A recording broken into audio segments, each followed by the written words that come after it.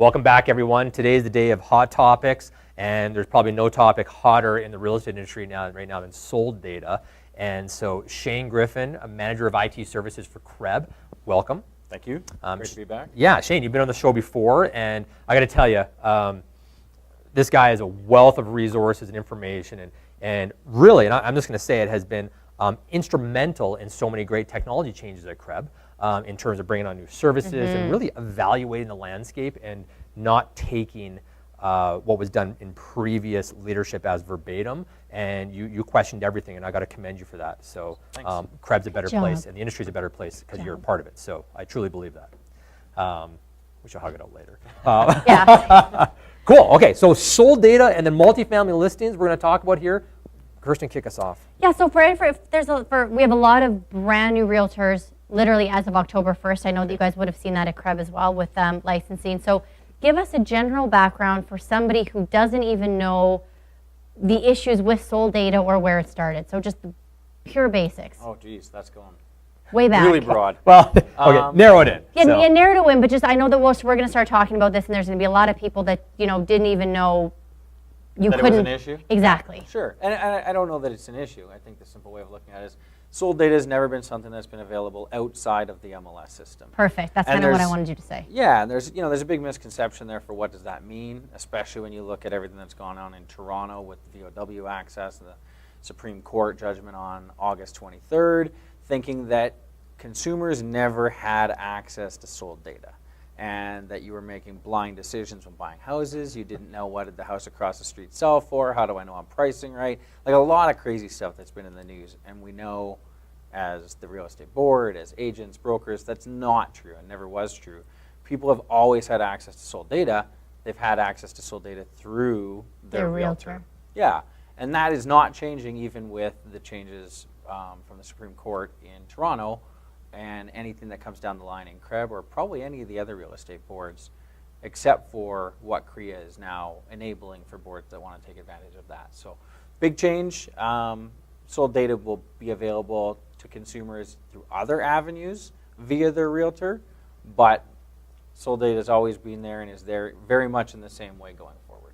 Great. So the tribunal and the government has forced CREB's hand. For those of you that CREB, it's like a Toronto real estate board, and now the other boards like CREB are looking at the decision, consulting, and making some decisions.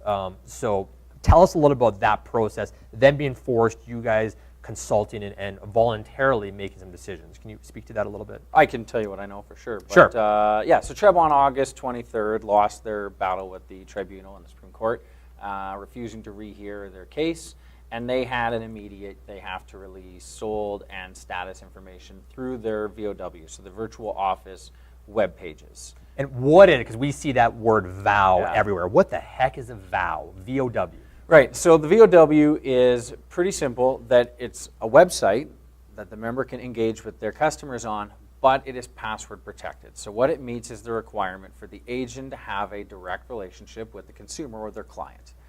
Whereas in CREB, we have VOW websites, which are very lightly used, and then we have a majority of our IDX websites, and that is your general public for consumption website, which has active listing information on it. And even with this change going forward, the IDX are not impacted, they're not named, and will continue to just be active data. So I'm just going to put it even a little bit more into layman's terms for a second here. So you have your KB Core website, you guys use My Real Page, you use things like that. These are all IDX websites. They have IDX agreements with CREB. Correct. They publish the public data free and clear. You don't need to log in to see it. Now some websites do have forced registration, which would add a password into that.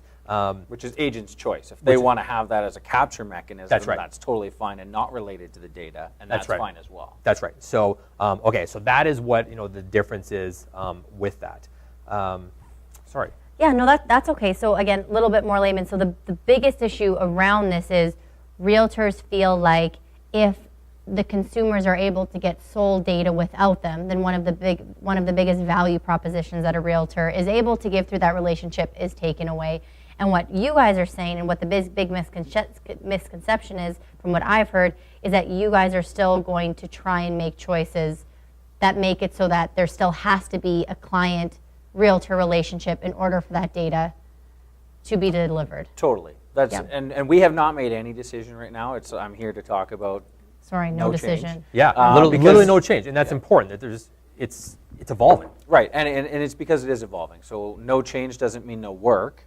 We're doing a lot of work on the back end, but we're making sure that what we do is right for CREB members, but goes beyond that because RECA has specific rules around how sold data can be released and that you need to have consent and other pieces into the puzzle like that. So how do we make sure that it works and we protect the realtors and make sure that everybody is above board where they need to be? So. Will third-party companies like we'll talk DDF or things like that? Will they have access to sold data? So I guess we'll have a see. couple different, two major directions there, because we'll have our people who subscribe to VOWs. And today they do get some additional fields that IDX don't, and they require that password login by the consumer. When CREB sorts out what exactly we're going to do and how we're going to do that, and we make sure that it's above board with RECA and everything else that we need to do, then very likely that data will flow through the VOW and members will have access to that. What does that mean? I guess a member, if they wanted to, and they have a sophisticated web presence and setup, and they wanted to provide access to status and sold information through their VOW, they'd be able to. We have that opportunity for agents today because it's part of Matrix. Right. When a client connects with a realtor and the realtor sets them up for safe searches and they're directed to the client portal in Matrix, in theory what they're getting is a VOW access today because they can get actives for something that they're looking for. But we have, I don't know how many members we have a lot of them that set people up with sold searches for their neighborhood or where they might want to know what's going on in an area, and they're getting those emails that are driving them back to the portal, which is the one-to-one relationship, and they're accessing that data today. So that'll be one more avenue for the agents that want to have that on their website as opposed to driving back to Matrix. Totally. That makes sense.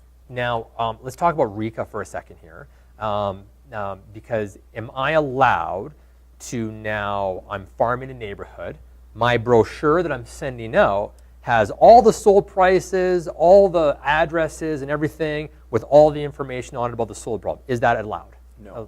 To my, and I never get into the am I allowed, I Okay. refer you to member practice for sure, Yep, because fair. they're the experts in that area. I'll tell you right now, no. But you're not allowed. You're not. You're not allowed. So. Because there's two different competing bodies here a little bit right now. Correct. Where we have RECA, who is saying this is private information, and we have the Competition Bureau and the Tribunal, and we don't know how this is going to shake out in the end, saying that no, this isn't data. And the question is sold data going to be when conditions are removed, after possession? Like, will be questions that privacy comes in, and now it's a matter of public record through title and things like that.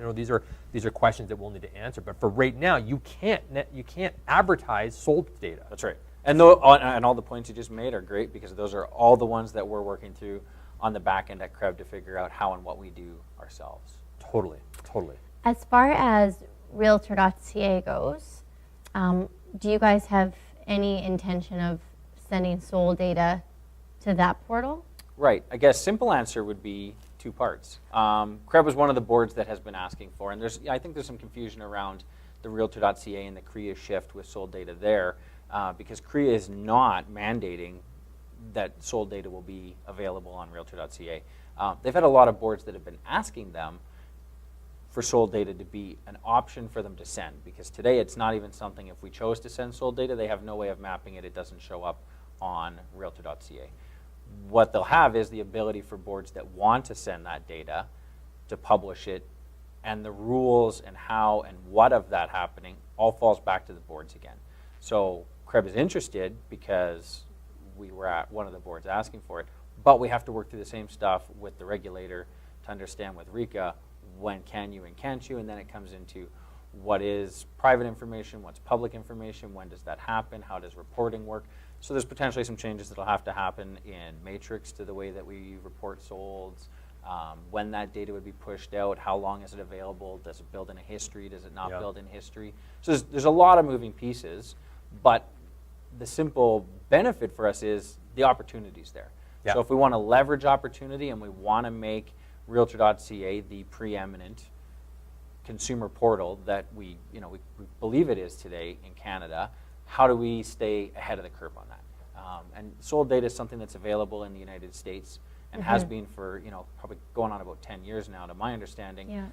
And in the time that sold data has been publicly available in the U.S., they've seen consumer to agent transaction increase. Yeah, People are the using amount of more people using a agents. realtor is more common. More common since sold data has Yeah. been publicly available there. Yeah. But then going to realtor.ca, another misconception has been now, well, that sold data, if CREB or another board pushed that data, will it be available everywhere? And the answer is no. It would not go out through the DDF and would not be available for other third-party sites. It would purely be data that's pushed to and displayed on realtor.ca. And this might be a question you don't have the answer to, and that's okay. Obviously, maybe people don't know this now, but realtor.ca has it where the consumers can create accounts. Correct. You don't have to give your opinion on it, but my question, I guess, is do you see the sold data being only available to consumers who have created accounts or completely public-facing? My understanding is completely public-facing. Okay, okay. And I just want to speak to this whole sold data and the value proposition of a realtor just really quickly, because it's a bit of the elephant in the room. Do your clients still see the value if they can find out the sold prices that are out there? And the answer to that is, in the US, this has been available. More people are using a realtor than ever before. The second thing on that is, if you look at the information available from public companies on their financials and things, everybody in the world has the information they need to assess whether a stock is a good investment or not. Right. Yet investment advisors have never been doing better than they are today, even though with E-Trade and different self-trading and self-directed trading accounts, people are still making a ton of money with this stuff in terms of the professionals. And they're still needed because it's the interpretation of the data that matters. And the complexity of a real estate transaction goes so far beyond just that. If your only value proposition that you're talking to your clients or that you believe is that I can give you what a property has sold for, then I think you've missed it and you need to come to some of our courses. Because, just overall, because there's so much more to it. Absolutely, and I've had the same opinion almost since starting the board, because I'm not a real estate agent, never have been a real estate agent. Yeah. Technology and data professional, that's what I do. And when I came in, we looked at sold data is there and it's available to all the members. So if all you needed to be a successful agent was access to sold data, You had that. then I came in and I had a really easy job because we were done, right? It was there and it was in the MLS and you could send it out to your clients. Right. But we've put a ton of effort into stuff like CREB Maps, where we've tried to layer It's additional brilliant. data sets and pull the ability for an agent to have one-stop shop for all of the potential data that could influence a decision-making process in buying and selling a home. And that's where we're continuing to go. Next year, we will be launching a member-driven stats tool, which is going to take a lot of what Anne-Marie does on the back end and put it into the agent's hands to be able to start creating a lot of their own stats and information, which will help them in working with consumers. It'll also help with business planning and understanding the market down to their micro market, like the areas that you want to work in, your farming, what you're doing. So there's a lot of data and there's a lot to data. And sold data is only one piece of it. And if you really wanted it, once the transfer of titles happened, you could go and just pay to get it anyway. So I want to speak to one more thing. When we're talking about Red Deer and other boards around, one of the things that is happening is there's a lot more collaboration happening between the harmonization of rules that we're seeing on the board. So, speaking to Red Deer, and I don't have Larry Westergaard on right now talking about this and the EO and the board of directors here, but I'm going to say that everyone is looking at CREB and Edmonton as leaders in this, and going to be, what are you guys doing? And they'll probably follow suit with a lot of it. But CARA is still under the RECA jurisdiction, so everything we're talking about here still applies to you. Everything on Matrix that CARA has, you have the exact same portals and exact same tools. So this is totally universal across. Are there going to be, this question isn't on here, but are there going to be different rules as to how agents can use or portray this versus how brokerages can use or portray this, or will it be exactly the same? I'm going to say most likely it would be exactly the same, because agents and brokers are, they're both members and they're the same. Where it may differentiate a little bit is some franchises. We have franchises that are not members that do get a data feed so they can populate their portals. That might be a little bit different, but between the agent and the broker, I couldn't see us coming up with two rule sets. Right. Okay. Thank you so much on the sold data. Let's quickly just touch on multifamily listings. explain just really quickly here what the issue was, Right. and what are you guys doing to address it? Yeah, over the last 5 years, we've done a lot of change, obviously, having had ML Exchange and Fusion, and then launching Matrix, and we had... Fusion. Yeah. I forgot about Fusion. I haven't heard that word in a long time. Totally forgot about Fusion. Okay. I haven't missed it, but it's still in the back of my mind. Fair enough. Yeah, since those went away, what we did was we originally moved residential out of those systems and into Matrix. After we got that into Matrix, we had left the commercial side alone for a little bit, and then we did commercial afterwards. And we did a lot of planning around how commercial worked. Could we make commercial work better for the commercial agents? And with all that planning, when we did it, we moved multi at the same time because it was wrapped up as part of multi in our old setup. When we did that, we made some changes which impacted the residential side, and we found that out by feedback from the membership, because the members are the ones that are out there and they're transacting business, and you know how the system works on the day-to-day. We manage the system on the back end. So can you define multifamily just really quick? I guess it would be anywhere where you're selling, where you have a listing that has 2 properties or 1 property that has multiple titles. So duplex, triplex, fourplex could be a multifamily listing if you're selling more than 1 piece, if each of them are titled separately. Right. So an entire duplex being sold with 2 titles is a multifamily listing. And so that was actually falling in the commercial side. Correct. So we couldn't see it in the residential data. Correct. And it was causing some problems for consumers who just didn't get it. And they looked to their real estate professional to be the expert that they are to help them. And then their listing would show up on the commercial side. It didn't show up properly in the IDX feeds. It didn't show up properly on realtor.ca. And they didn't understand why, because you had a lot of people that didn't even know what title is. Right. You're a homeowner, and I bought a house, and stuff happens in the background, and I move in, and then I live there for X number of years, and I sell it, and I move out, and stuff happens in the background. Totally. And then finding out that I can't find my house, and I can't sell my house, and I've had it for sale for months, and I have nobody coming to look at it, and I have a beautiful house. So why can't you sell my house? And they're blaming the agent. And in this case, it was partly the agent's problem through the way we had it set up in the MLS. Yeah. So where RICO defines it different than what we had, where we had 2 or more in... That's Real Estate Council of Ontario? Real Estate Council of Alberta, sorry, RICA. Oh, RICA, yeah, okay. Real Estate Council of Alberta has, if it's 4 or less, it's a residential transaction. If it's 5 or more, it's a commercial transaction. Right. And we rebuilt it that 5 or more continues to stay in the commercial side because you need to be commercially licensed. So if you're selling a small building with 6 units in it, however you want to slice it, it is a commercial listing. Yes. If you're selling a fourplex and it's 4 units with 4 individual titles, however you want to look at it, it is a residential listing because you need to be residentially licensed to do it. That's the way on October 23rd, we're going to be switching it. So everything that's 4 or less, which is the majority of those types of listings that we do have, will now show up on the residential side, which means they'll go out through IDX feeds. They'll show up properly on realtor.ca. Beautiful. So it's going to be better for the agent, but it's also an impact to the consumer. And however we manage the systems on the back end for the agent side, we never want to be impacting the consumer. And that was a big driver for how we've made this change. So I was an investor. That's great. Yeah, I owned a duplex. Yeah. Maybe I even lived in one and was renting out the other side or something. Now I list and I'm listing both of them. And what's cool about this is, and at the town hall we saw some screen captures of this, but the way that it's clicked off is you're going to have one primary listing, and which you'll showcase the photos and everything else, Right. and then the multifamily, the other 3 or the other 1 or 2 units will be listed on the same listing. Is that how that's going to work? Yeah, you'd capture, so say you have a fourplex or you have 4 disparate properties. If you're selling 4 condos, Yes. however you look at it, you'd have your primary subject property, which you would create. You would use the link number for that one. It would be the bulk of the listing. Yes. And then you would have the ability to add up to 3 more addresses, and it just captures some very basic information. So what's the address, what's the square footage, what's the number of bedrooms, high level.